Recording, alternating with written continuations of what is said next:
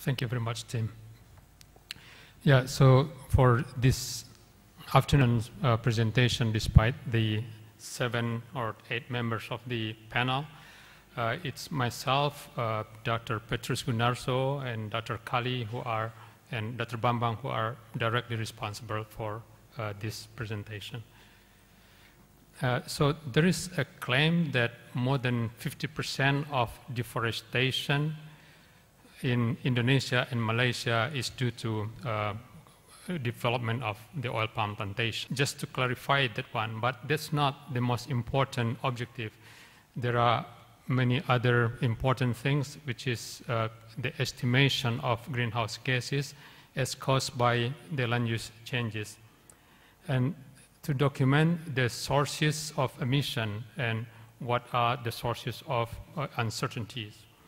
And also to estimate what will be the future emission and to model the emission reduction scenarios. But our progress now is on the 3 points.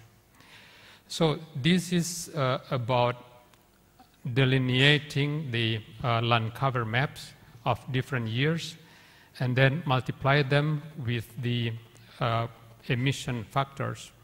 And we will have the historical emission. And the future work will be to project what will be the emission looks like and recommend what will be the emission reduction scenarios. So there are many sources of emission. The first one is the loss in the biomass because of the change in the initial land use. It could be the land use with a very high biomass, or it could be land use with a very low biomass to oil palm plantation.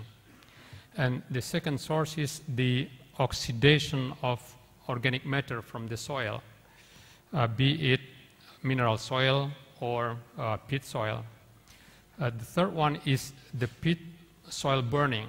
So the burning of the above ground could go into the peat, but it is handled separately by Dr. Bambang Winarso, and we cannot incorporate it into the national level analysis. So this is about the emission factors, and there are uncertainties because of the range in the estimate of the above ground carbon stock. So the groups on the left-hand side are the forests, and the middle one are the plantation, rubber, oil palm, and so forth, and the one on the right are the annual crops, grassland, and so forth. So if you change your land from the forest to the plantation, this is certain that you are going to lose some of the biomass and vice versa.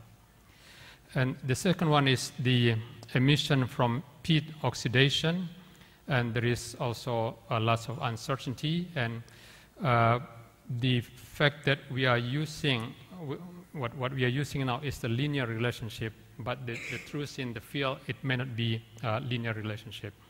So we adopt the model, the linear model from Hoyer, but we discount for the root respiration. The root respiration produces CO2, but at the same time, CO2 from the air is absorbed through photosynthesis and accumulated in the plant tissue. And on the emission on the mineral soil, there are literature which shows an increase in carbon stock when you change degraded forest into oil palm plantation. If you manage organic matter very well, very intensively. And in most cases, however, if you change the forest into plantation and into other kinds of agriculture, you're going to lose the organic matter and carbon. So this is the example of the map of the land cover for oil palm plantation, but the whole story is not the delineation for oil palm, but all sorts of 22 land use classes. so we have 1990, 2000, 2005, and 2010. So what you can see here is a rapid development of oil palm plantation. This is the example of Sumatra. And a big portion of peatland has been used. It's about 20 to 22% of peatland comprise all of the Sumatran oil palm plantation. This is the example of land use change matrix. So from this land use change matrix, you can see all sort of trajectories from, for instance, forest to rubber plantation, from grassland to plantation, and so forth. And this is used as what we call the land use or land use trajectory data. And from that, we summarize it into this oil palm development graphs. So what we see now here is that in Indonesia, in these 3 major islands, there are around 7.7 million hectares of oil palm plantation.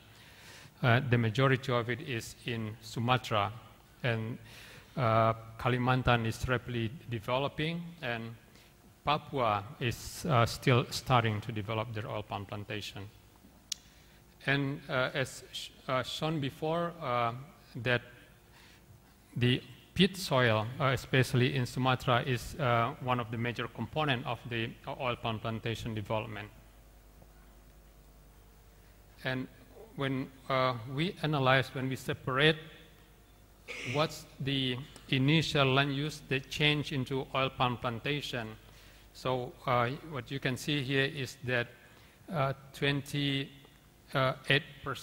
of the current oil palm plantation was from the conversion of forest, but the conversion of undisturbed forest is relatively very small.